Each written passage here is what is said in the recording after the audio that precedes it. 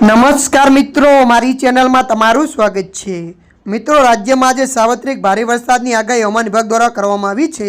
દક્ષિણ ગુજરાતમાં અત્યંત ભારે વરસાદને લઈને રેડ એલર્ટ આપવામાં આવ્યું છે। Low pressure system, cyclonic circulation, upper air cyclonic circulation અને મોન્સૂન ટ્રફ લાઇન હાલ સક્રિય હોવાથી ભારે વરસાદની આગાહી કરવામાં આવી છે। હવામાન વિભાગની આગાહી પ્રમાણે વાત કરીએ તો ડાંગ, નવસારી, વલસાડમાં અતિ ભારે વરસાદની આગાહી કરવામાં આવી છે।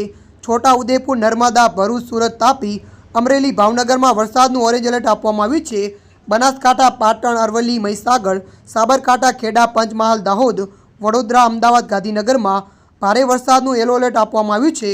ગુજરાતમાં છેલ્લા 24 કલાકમાં 195 તાલુકામાં વરસાદ નોંધાયો છે। સૌથી વધુ ઉમરપાડામાં 8.11 ઇંચ વરસાદ, જાબુકોડામાં 6.22 ઇંચ, ભરૂચમાં 5.39 ઇંચ વરસાદ, જેતપુર પાવીમાં 5.35 ઇંચ વરસાદ નોંધાયો છે। રાજ્યમાં અત્યાર સુધીમાં સરેરાશ 92%થી વધુ વરસાદ નોંધાયો હોવાની વાત સામે આવી છે।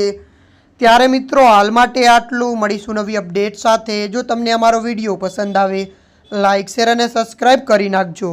ધન્યવાદ।